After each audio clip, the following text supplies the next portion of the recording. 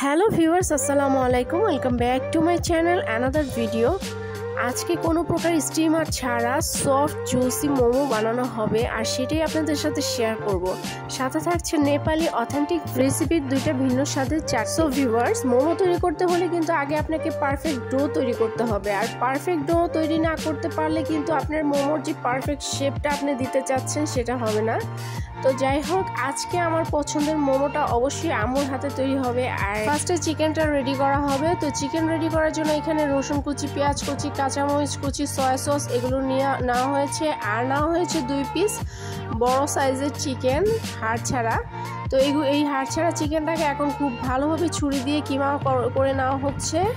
তারপরে এটাকে করা হবে মেরিনেট। তো মেরিনেট করে কিছুক্ষণের জন্য রেস্টে রাখা হবে। আর তার আগে এখানে ময়ান করে নেওয়া হচ্ছে মোমোর ডোটাকে খুব ভালোভাবে, তারপর কিছুক্ষণের জন্য রেস্টে রাখা হয়েছে। আর আজকে যে চিকেনটা সেটা সম্পূর্ণ রেডি করা হবে বাটার দিয়ে। বাটারের সাথে যদি রসুনটা, মোমোর ভিতরে যে রসুনটা দেওয়া হবে মেরিনেটের সময়, সেটা আগে বাটার দিয়ে ভাজা হয়, তাহলে খুব ভালো একটা টেস্ট আসে। তো এইখানে আম্মু এটা বাটার দিয়ে রসুনটাকে আগে ভেজে নিচ্ছে, আর দারুণ একটা স্মেল বের হয়েছিল। তো এটা ভালোভাবে রেডি হয়ে গেলে তারপর হচ্ছে মেরিনেট করা যে চিকেন মেরিনেট করা হবে সেটার মধ্যে রসুন কুচি, যেটা বাটার দিয়ে ভাজা হয়েছে সেটা দিয়ে দেওয়া হয়েছে, স্বাদ মতো লবণ, তারপরে দেওয়া হচ্ছে সয়া সস। সয়া সসের পরিমাণটার সাথে লবণের টেস্টটা আপনাদের খেয়াল রাখতে হবে, কারণ সয়া সসের মধ্যেও আপনি সল্টের টেস্ট আছে, তাই আপনি লবণটা একটু কম পরিমাণে দিতে হবে। তারপর চিকেনটা খুব ভালোভাবে মেরিনেট করে রেস্টে রেখে দেওয়া হয়েছে। আর তারপর এখানে অন্য একটি প্যানের মধ্যে আমার ছেলের পছন্দের জিনিস, এটা সসেস, এখন বাটার দিয়ে আবার দুইটা ওকে ভেজে দেওয়া হচ্ছে।